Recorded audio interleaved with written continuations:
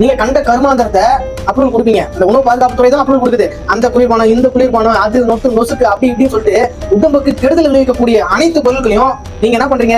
சட்டப்பூர்வமா உணவு பாதுகாப்பு துறை விதிகள் கட்டுப்பாட்டுல அதை எப்படியாவது கொண்டு வந்து அதை வந்து மார்க்கெட்ல சேல் பண்ணிட்டு இருக்காங்க. மக்கள் அதை வாங்கி குடிக்கிறாங்க. சின்ன குழந்தைங்க எத்தனை பேர் அதை குடிச்சிட்டு இருக்காங்க. ஆனா அதெல்லாம் நீங்க கேள்வி கேட்காத நீங்க, அதெல்லாம் சாப்பிடாதீங்கன்னு மக்கள் கிட்ட சொல்லாத நீங்க, இதை மட்டும் தர்பூசணியில வந்து கலர் சேர்க்கிறாங்க, சிறப்பு சேர்க்கிறாங்க அப்படின்னு சொல்றீங்களே, இது எந்த விதத்துல நியாயம்? இது எந்த விதத்துல நியாயம்? அப்ப என்ன பண்ணுங்க, உங்க குழந்தைங்களுக்கு நீங்க என்ன பண்ணுங்க, டெய்லியும் வந்து வீடியோ எடுத்து கொடுங்க. எங்க குழந்தைங்களுக்கு நாங்க வந்து டெய்லியும் இந்த குளிர்பானம் கொடுக்குறோம், அந்த குளிர்பானம் கொடுக்குறோம், 3 வேலையிலும் நாங்க பாக்கெட் ஐட்டம், அதாவது இந்த பேக்கேஜ் பண்ணிருக்காங்க இல்லையா, அந்த ஃபுட்டெல்லாம் நாங்க கொடுத்து சாப்பிட வச்சுட்டு இருக்கோம் அப்படின்னு நீங்க சொல்லுங்க.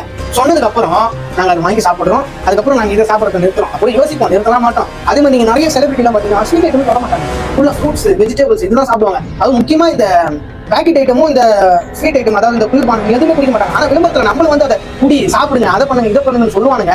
ஃப்ராட்கார பசங்க அவனுங்க அதை வாழ்க்கையில தொடவே மாட்டாங்க. அப்புறம் மக்கள் நாம தான் முட்டாளுங்க. நல்லா புரிஞ்சு நாம தான் முட்டாளு.